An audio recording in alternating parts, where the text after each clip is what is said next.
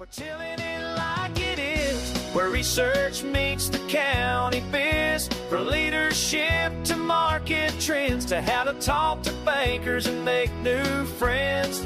Yeah, we're tilling it like it is, bringing knowledge through the rifts. If it helps your farm, your school, or your kids, you'll hear it here, no politics. We're just telling it like it is. Hello and welcome to Telling It Like It Is, your source for local, unbiased, research-based information about Georgia's #1 industry, agriculture. As always, you have today's host, myself, Blake Carter, the Lawrence County Ag and Natural Resources Agent, and with me, my co-host, Savannah Tanner. Hi. The Emanuel County A&R Agent. And we're really excited. Today is a very, very important topic. If you are a grower, please make sure you watch this whole episode, listen to it. There's a lot of good information. We have a very special guest on today, Miss Amanda Smith. She is one of our UGA Ag Economists. Amanda, thank you so much for being willing to join the podcast today. And, you are welcome. I'm excited to be part of it. Yeah, and I think there's a lot of good information. Amanda's been working hard and going out in production meeting season and everything else, being called in, and she gave, with the inspiration for this episode actually came, she gave an update at a local county meeting in Burke County just a couple weeks ago. And we were like, man, that was so good. It was so nice. We had to hear it twice. So we wanted to kind of record it and put it out there. So for everybody listening, the suspense is killing you. The topic is going to be talking a little bit about the bridge payments, some of the big, beautiful bill. And we're going to also give a small little farm bill update as we go as well. But we're going to start with probably the most time-sensitive topic, and that's the bridge payments, right? Amanda, what do we need to think about when we're talking about the bridge payments and everything? Okay, so the Farm Bridge Assistance Program, that was approved last year at the end of the year. And yep. I think it was maybe $10 billion for agriculture and $1 billion for row crops, and then $1 billion for specialty crops. So 12 billion total, but 10 is for agriculture. The main thing is that the Farm Bridge Assistance Program is going to be payments to producers who planted for the 2025 season. So those that reported their acres to FSA by the end of December 19th, 2025, I think by the end of that day. And they verified that what was planted for 2025, they will be eligible to receive payments for several of the covered commodities. And these include in Georgia, like barley, corn, cotton, oats, peanuts, sorghum, soybeans, wheat, some canola, sesame, some of those smaller things that we grow. So, but obviously for our major row crops, looking at cotton, peanuts, sorghum, corn and soybeans and all of that, and wheat. So, and the payments are substantial. So they're certainly going to help producers because last year was a difficult year in terms of margins. The USDA announced that sign up began on February 23rd. So a week ago Monday I shouldn't say that. February 23rd is when sign up began, that last week of February. And USDA is encouraging producers to sign up online just because their staff numbers are not as high as they were a year ago. And so they're hoping that people will sign up online. But you are still welcome to go into the FSA office and sign up for the Farm Bridge Assistance Program.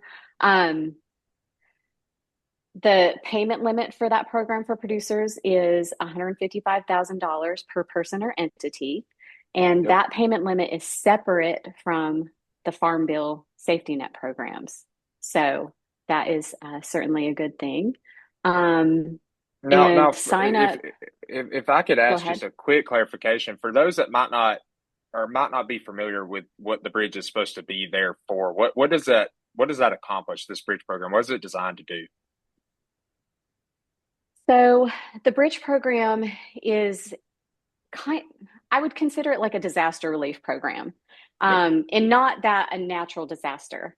So it's similar to the ECAP program that producers received funding for last year. Yep. It's not as big as ECAP was, but it's certainly going to help. So everyone is aware that margins are really tight in the crop sector for producers. Yep. And negative in some situations. And that's because input prices are still inflated and commodity prices have really come down significantly. And there hasn't been much movement in those. So margins are tight to negative. Yep. And so in order for farms to survive, they're just needing a little bit to help them with cash flow and things like that. So that's what the Farm Bridge Assistance Program is. And it was based on what was planted in 2025.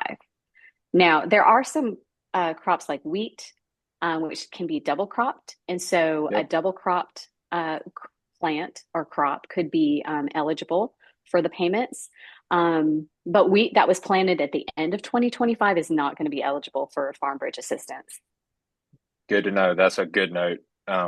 Yeah. So it had to have been planted in 2024 and harvested in 2025 and used for grain. So not a cover crop. So cover crops are not eligible for the Farm Bridge Assistance Program. That was also a really good distinction. That was what I was going to ask. Savannah, do you have any questions for Amanda on the bridge payments before we? Not really. I think it's kind of one of those things where just the biggest thing is make sure you're talking to your FSA liaisons and talk with them and get that squared away. And with the online piece too, I know some people might not all producers have high speed internet access or a computer access, so you can still go in person like you mentioned. But also, if you need a computer access or some county extension offices might accommodate, just call your county agent and get with them to be able to help you with that if need be. Because I know we help with that a lot. Whether it's the pesticide license program now, with it being online, all that stuff. Totally come talk with your county agent. We can help you out. Well, that's good. So yeah. We can kind of, and I just wanted to add that application period goes until April 17th. So there is plenty of time to do that, but the sooner the better. I think with any of those types of programs, go ahead and sign up as soon as you can. The information and data is already there. The payments are posted online on what those will be per acre. And so all you have to do is fill out the application and it should be a relatively easy process. So the sooner the better, but you do have until April 17th. And I just want to reiterate, I know as we're getting into spring is getting very, very busy, very fast. Growers are thinking about their planting, all that good stuff. They're kind of moving out of their kind of slow phase into their ramping up again. So the sooner you get it done, the more it's off your mind so you can kind of focus on everything else. Don't wait for the last minute and miss it. So we're going to, before we get to the big, beautiful bill, which is going to be a big portion of today's episode, I want to kind of give us a little break in between. And can you give us a small update on the farm bill, where we're at with that? What's the news coming down the pipeline? Where are we, what should we expect in the near future? Okay. So obviously everyone heard about the One Big Beautiful Bill, and we're going to spend a lot of time talking about that a little bit later. And that was passed in a continuing resolution last July. Right around the 4th of July, actually, signed into law on that day. And that addressed some of the programs in the Farm Bill, but not all of them.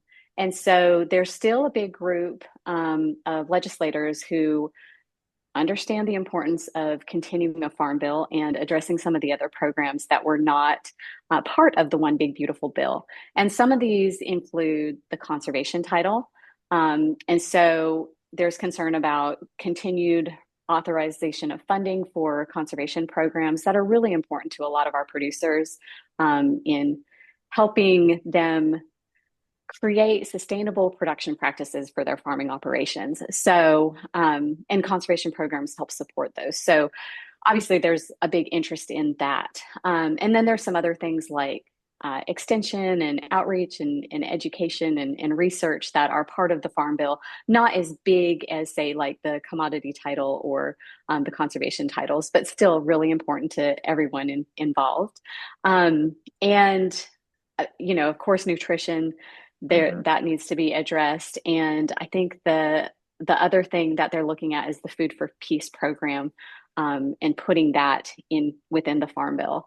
So the Farm Bill process, it's a long and time-consuming process, but it is a bipartisan process. So you have the House, the Senate, you've got Democrats and Republicans trying to work together on creating a Farm Bill, which used to be renewed every 5 years on average, but the last one I think was signed into law in 2018, and they continued it for 2 years after that, until the One Big Beautiful Bill.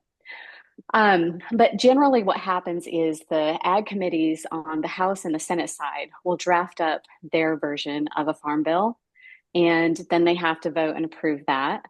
And then they bring it to their branch. So it'd be the House Ag Committee would bring it to the House, and the Senate Ag Committee would bring theirs to the Senate, and then they would approve it, their versions.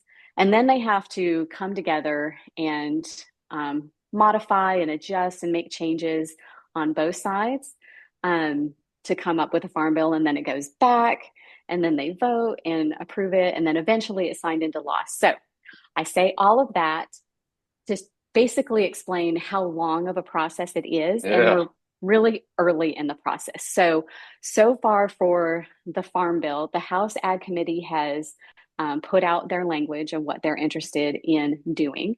And they started markup of that language this week. Awesome. The week of March 2nd. And the Senate says that they are planning to work, the Senate Ag Committee is planning to work on a Farm Bill version of their own in the next few months. So they're not feeling it as high of a priority as the Ag Committee on the House. So that's where we are in the Farm Bill. Well, I'll say, I mean, I think that's at least a little ray of hope for the fact that they are having those conversations, and they're already thinking about it, considering, the last one that was signed was 2018. So it's like, I think the Big Beautiful Bill is kind of a placeholder, and it's a good, like, kind of a bridge in itself to the to hopefully a full-on Farm Bill. But I think that's amazing news. And let's just hoping that we can come together as a government and make some agree on passing the Farm Bill going into the future. So thank you so much for that update. Savannah, do you want to kind of get us started with a little bit, speaking of the beautiful bill? I'm just hoping that they finally go ahead and pass one. Of course, I want to say that, we hope that it is beneficial to our farmers and producers. And sometimes even in a Farm Bill, we kind of get left out when you start looking at all the other factors that go into that bill. But so we certainly don't want to push it, but at the same time, we're how many years past needing a Farm Bill at this point? We're going on 8. Yep. So 8 years now. Where we need one. But again, we've waited this long. We just want that verbiage in there to be beneficial and certainly not detrimental. I think some of our farmers need a break at this point. So, but that being said, we talked a little bit about us transitioning into the conversation about the One Big Beautiful Bill Act. And one of the things that I know that we are talking about in that particular act is base acres. So can you explain a little bit about base acres, and to begin with, maybe not the changes as much as what they are and how they actually work, and then go into the changes that we've made, or that bill made into the base acres? Absolutely. So, and I think that's a really good question and place to start, because base acres are kind of a concept that not everyone understands. So the Farm Bill safety net uses base acres, and the base acres have been historically based on what producers have planted in previous years. And base acres are what we call decoupled from planting decisions. So regardless of what a producer decides to plant, if a farm safety net program is triggered for base acres, then they may get a payment for it. So it's not going to impact planting decisions. So that is helpful in that producers can look at what's going on in the market in terms of input prices and the outlook for commodity prices, what is going on in terms of their ability to access credit, crop rotations, all of those things, and make their decisions on planting and not be influenced by policy. So farms with base acres are able to use the farm safety net to help them with cash flow in times when those programs are triggered, payments are triggered for base acres. So now, if a producer has base acres, they're not going to be paid on all of them. They're paid on 85% of their base acres. So that is another thing to be aware of. So, and that is just, that's just how the law was written. So 85% of base acres, not all of them. That makes sense. Now, can you talk a little bit about when producers are thinking through this and they're thinking about ARC, PLC, things like that? Can you talk a little bit about the pros, cons? What should they be looking at? What should they be thinking about? So there's a lot of things that go into the ARC and PLC decision in choosing which program to enroll in, to enroll their base acres in.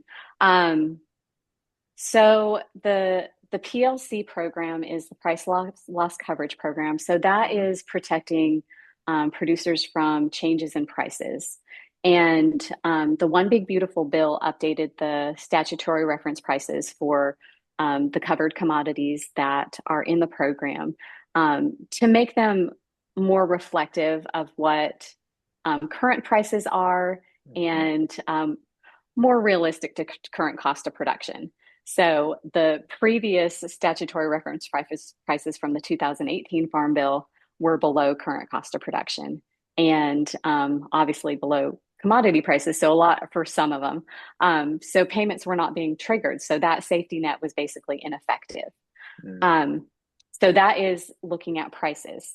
So when producers are thinking, okay, I've got this crop in this base, what is the current price in relation to the reference price that is in there, and are we likely to get a payment? The ARC program is looking at revenue. And so price and yield are involved in that decision. And then you're looking at Olympic average prices. So you look at 5 years of data, you drop the high, you drop the low, and you come up with the average, and similar with the yields. And so you're looking at what is the likelihood of us having a reduction in revenue, which could be either price or yield.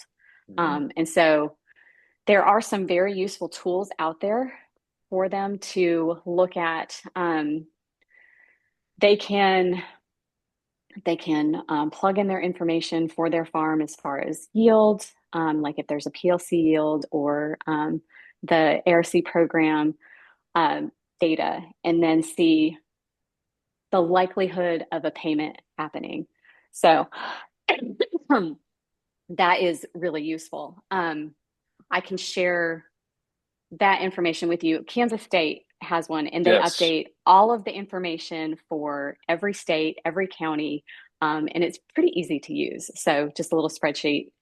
And it's updated. For last year. Oh, go ahead. We'll link some of this onto the Tilling It Like It Is page for you to access. So Amanda, I'll get with you about getting those, and we'll go ahead and link them directly to our page. The Tilling It Is at uga.edu. Okay, great. For 2025, so recall that the One Big Beautiful Bill was signed into law in July, and we'd already planted our crops, and actually in March, the producers before March 15th, they went to the FSA office and said, I'm going to elect and enroll these base acres into these programs. And no one knew that the One Big Beautiful Bill was going to happen. So Congress said, for 2025, producers will get the higher of ARC or PLC for that crop. So that is good news, because then it, you know, it's like, okay, despite the decision I made, it doesn't matter. I'm going to get the higher of. And so that will be coming this October 2026 for producers. And so the question is, what about for the 2026 crop, or our 2026 base acres?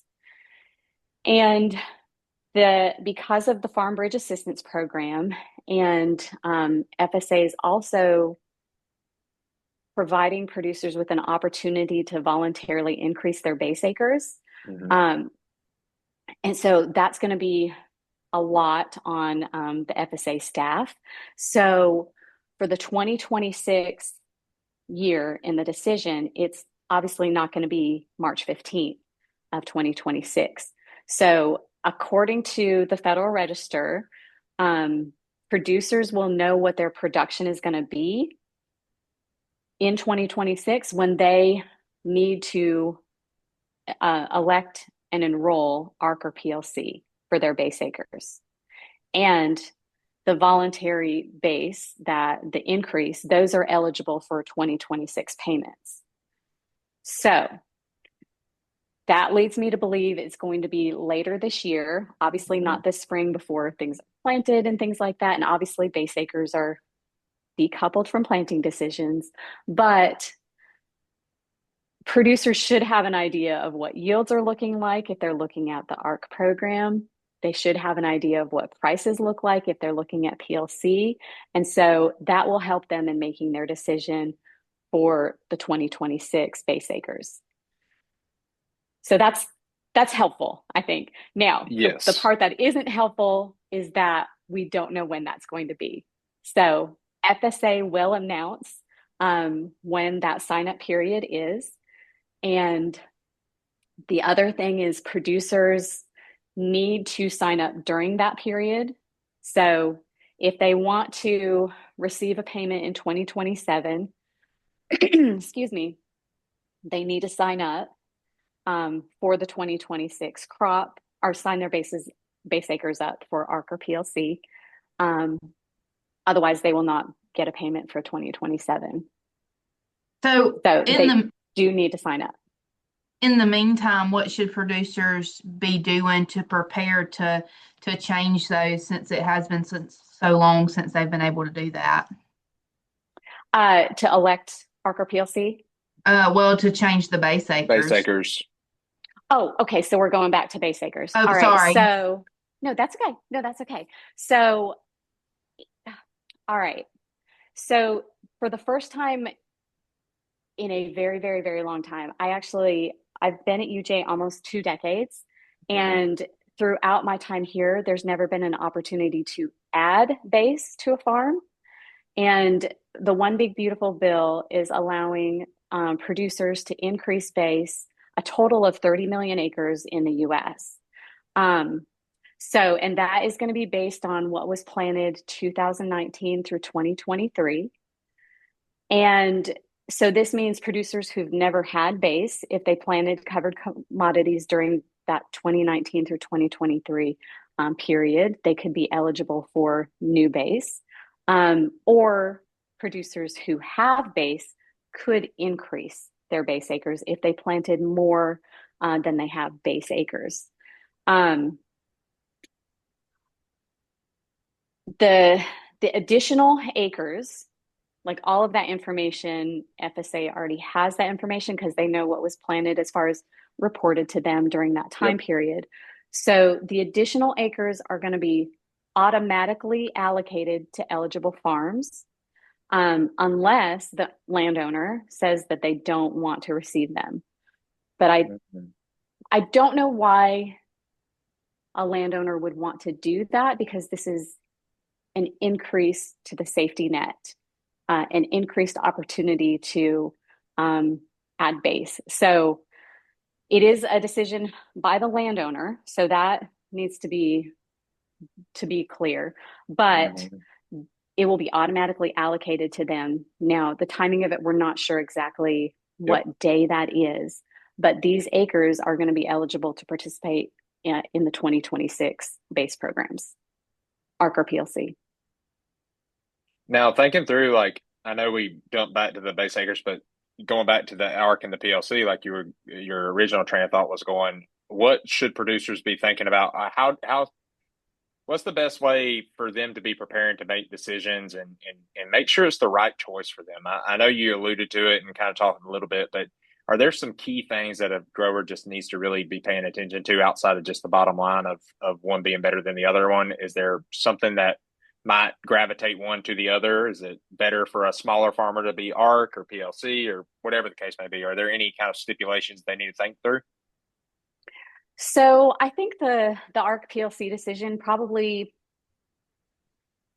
I don't know if it necessarily matters on the size of the farmer, but it's probably more which commodity. So what they're going to want to do is look at, there's a tool out of Texas A&M that we've used before to help with the ARC PLC decision, or the one out of Kansas State. Kansas State, right. A couple weeks ago, we had reached out to Texas A&M and they said they had not updated theirs yet, but K-State's is current and updated now. So I think the decision is going to be more based on the commodity. And the cool thing is that with ARC and PLC, it can be on a farm by farm basis and commodity by commodity basis. So it's probably going to vary by farm, but looking at what the prices are in PLC now, and do not take this as advice, because things can always change, but looking at the breakdown and county by county, everything can vary based on like what county yields are, all of that. But looking at some, it leaning probably just because current price or the past several years prices for cotton and peanuts, probably leaning more towards PLC for those, and maybe leaning more towards ARC CO for corn and soybeans.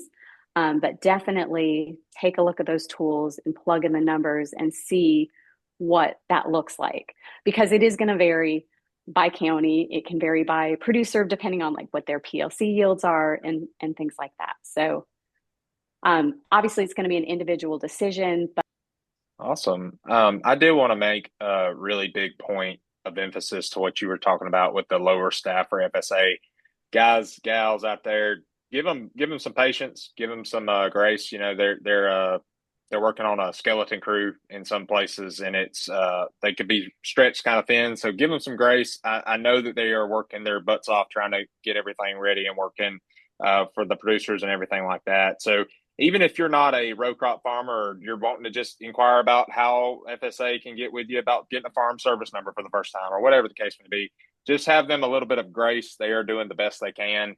I do want to give a shout out to our local folks at our Lawrence County office. Adam does a great job. So I know if y'all contact them, they will help you any way they can. But Savannah, do you have any final thoughts for Amanda before we sign off on this segment? Well, just to kind of reiterate what you're talking about, another thing that I didn't know until I did get close with the Emmanuel County office, which they're wonderful, but the money is fairly volatile. So if another office, let's just say in the state of Georgia, is showing that they need the money more than a local office, the state office can actually like reallocate those funds. And so there'll be some times where they think they have the funds to pay you, and then they get into the system and they've got to go and basically fight back for that money. And that can kind of tie it up a little bit. You're going to get paid, but it may tie up the time some, and it can be. So just because they say they hope to do it in a couple weeks doesn't necessarily mean that the funding's going to be there by the time that gets approved, which is, just it's volatile, and that certainly doesn't make anything easier when you're banking on that. But I don't think so. Amanda, and this may not. I just want to add about the volunteer base update. Yeah. So, current base will be maintained. But I had a question about so what if I have an absentee landowner who lives in Miami and they have no idea. And it's like a little old granny, Mm-hmm. absentee landowner. Should I let them know about this opportunity? I was like, oh, absolutely. Let them know that there's a chance to increase space, just so they can sign it and say, yes, I want that, or don't sign it to say, no, I don't want it. That was Yeah. a double negative. So that was kind of confusing, but encourage them to accept the additional base acres. Yep. Well, Amanda, we really do thank you so much for joining us and being a part of today's episode. I think this is super important information. It's not always the most appealing topics to kind of talk through because it can be a little boring to hear reading updates on policy and things like that. But I'm just so thankful we have a resource at UGA like you with your knowledge and your connections to other universities and specialists as well, just to help us keep updated. So thank you so much for joining us. We really appreciate it. I'm also You're going to welcome. put a plug in for Amanda and one of the resources that she puts out pretty regular, or not just she, but a group of guys, the Southern Ag Today website. Yep. Amanda works with that, and that my understanding is that's extension specialists across the Southeast, and specifically the Economist and things like that. And it is a wonderful resource to keep you up to date on what's going on with all of these things. And so, again, we're very blessed to have Amanda and Dr. Lou and Guy Hancock as well that are very active from an extension standpoint, on keeping the producers of Georgia updated on finances and economics. So thank you, Amanda. We Yeah, appreciate I it. want to I want to add about Southern Ag Today. It is extension economists. So very easy language to understand. Yep. And we're all from the Southeast, land grant universities. And so we actually tell the story of Southern crops. Yep. So there are some other ag economists from different places, like the Midwest, and they have news too, but they focus more on corn and soybeans. So we're also telling the story about cotton and peanuts and rice. And I think, rice is obviously not relevant to Georgia, but it is to the South. And Mm-hmm. sharing that story because it's different and the production practices are completely different. The economics are very different. So it's good to have that voice out there. So thank you for adding that plug, Savannah.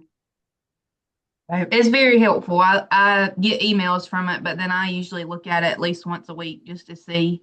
So we get a lot of, maybe not necessarily questions from it, but there's a lot of conversation about it, when we're at production meetings and riding with a producer and things like that. And that I just like to stay at least somewhat up to date on some of these things. Even though it's changing every 30 minutes, it seems like in some scenarios. But that being said, again, we thank you, Amanda. We're going to transition a little bit into some upcoming events. So this is your ag agent plug for your pastures and hay fields. If you have thistle, or Pete, if you have thistle that you want to treat, please contact your county agent today before the middle of March because we really need to be doing something in regard to that. This is also your reminder from your county extension agent that even though it is absolutely beautiful outside, and I am so excited that the temperature is over 70 and the sun is shining, and I just thrive. I'm like a lizard in heat and sunshine. It is too early to plant most of your summer garden.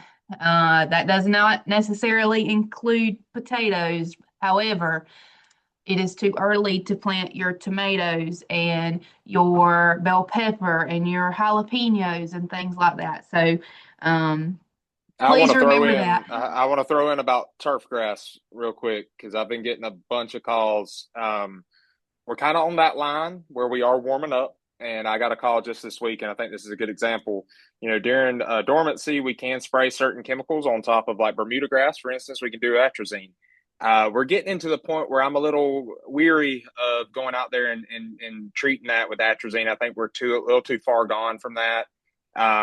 Georgia's weather is a little bit unpredictable in terms of how warm we'll be or how cold. But if this week's any indication, if you were thinking about, hey, maybe I can still get away, maybe my grass is dormant, I would be very cautious on the Bermuda from the atrazine standpoint.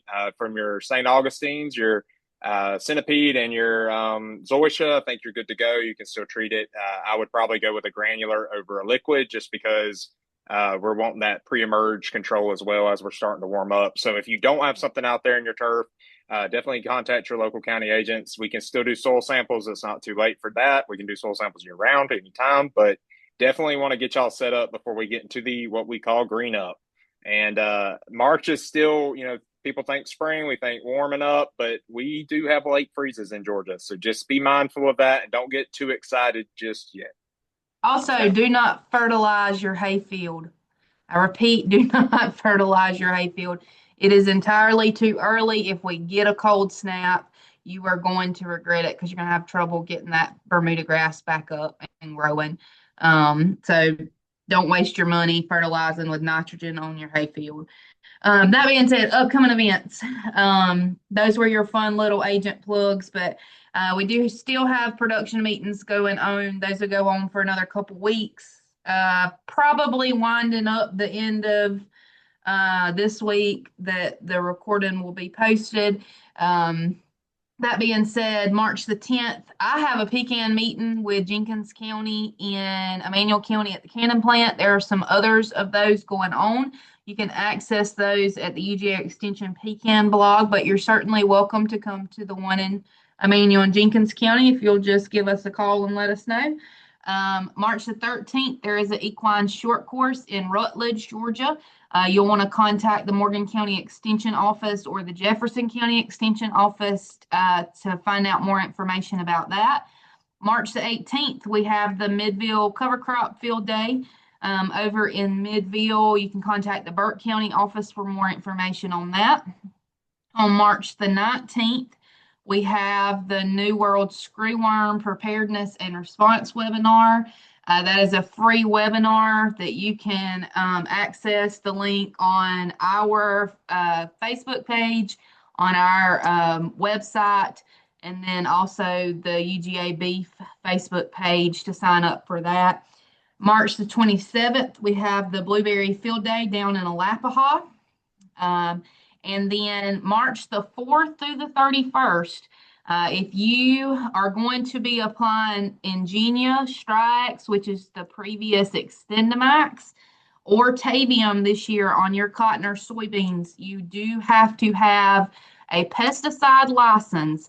So farmers, if you have an employee that is spraying your dicamba products on cotton and soybeans, they do have to have a pesticide license this year. In addition to a pesticide license, anybody that is applying Ingenia Strix or Tavium will also have to take a Using Pesticides Wisely course. And so those are going to be strategically located throughout the state. Get with your county agent to find out when the meetings most local to you are. But as always, please let us know if you need anything. Blake's got one more thing. Yeah, I was just going to put in a plug for our local pecan meeting too. I know y'all have y'all's on, what day did you say, Savannah? The 10th? March the 10th. Mm-hmm. We have ours 1 week after that. So March 17th, we'll be in Johnson County at the Young Farmers building there. You can call either the Johnson County Extension Office or the Lawrence County Extension Office to register or sign up for that, just RSVP, so we can get a head count for food. We're working with our young farmers for that. And then if you're in the local area in Lawrence County and you are a producer or a farmer, we are doing a blessing of the crops, and we want to treat you to a small breakfast and a little short inspirational message on March 19th. We'll be meeting here at the Livestock Arena at the Lawrence County Livestock Arena. We'll start around 8 o'clock, and we'll have the inspirational message at 8:30, but it'll go till 10. So not the message, but the 8 to 10 block. If you can't make it the message, just drop by, get you a biscuit and some other breakfast goodies, and let us give y'all a little bit of encouragement going into this next growing season. So we look forward to seeing you at that as well. I just want to kind of throw out those two local programs too. Yep. So get with your local county agent for more events that are going on in your local area. And that being said, we appreciate everyone. Amanda, we appreciate you. and everything that you do. And I appreciate all of our farmers. You guys stay safe out there and keep tilling it like it is.